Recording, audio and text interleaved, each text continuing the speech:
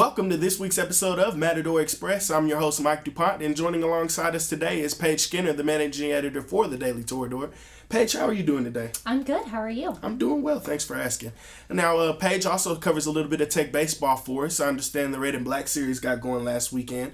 I'm hearing a little bit of the buzz was about the underclassmen this past weekend. Just talk a little bit about what you took away from the events. Yeah, right, Mike. We saw the freshmen perform really well. Players like Matt Broadbent, Ryan Long, Anthony Lyons. We saw some hits, some doubles from them.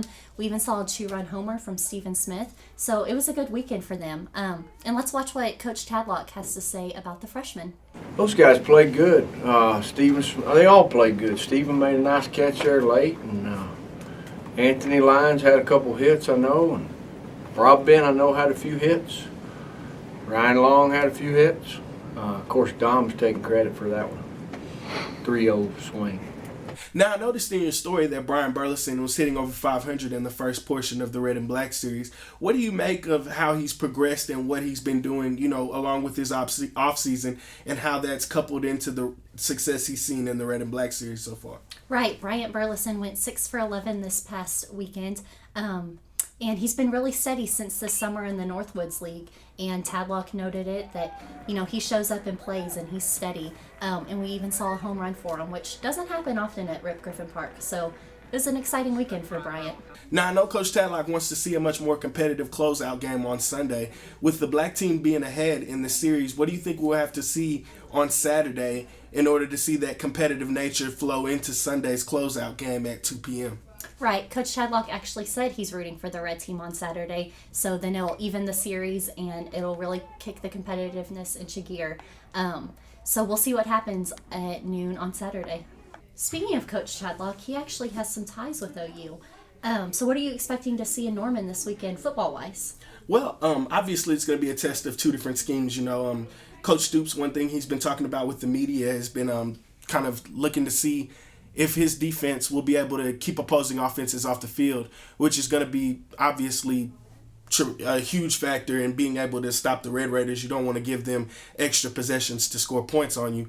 And the Red Raiders aren't a slouch themselves on defense. They're number 10 currently in the nation with defensive third down percentages, meaning that they have been able to keep opposing offenses off the field.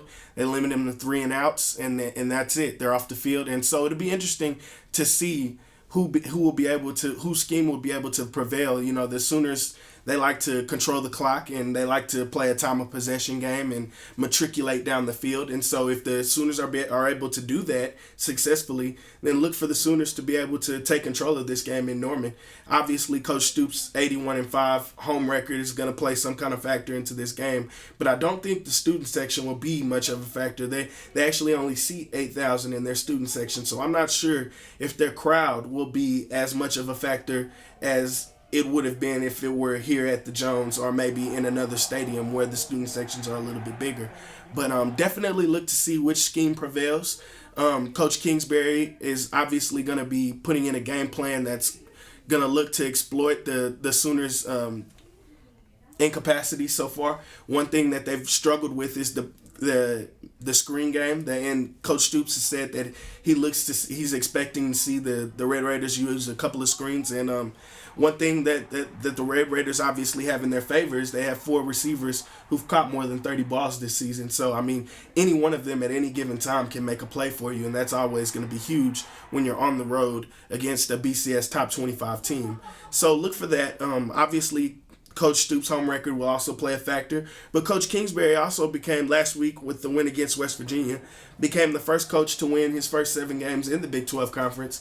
So he's got a little bit of a record in his own right that's going and moving along. And so it'll just look to see whose record will get snapped this week. If it's Kingsbury, then the Sooners obviously will prevail, and it'll be because they were able to limit the Red Raiders' possessions and they were able to control the clock. If the Red Raiders win, it'll be because they were able to limit the Sooners' rushing attack. They were able to keep the Sooners off the field and limit Blake Bell, and that'll be what they need to do in order to prevail and be successful in Norman. That wraps up this week's episode of Matador Express. Again, for Paige Skinner, I'm your host, Mike DuPont. Thanks for joining us, Paige. Thank you. And we'll see you next week, Raiderland.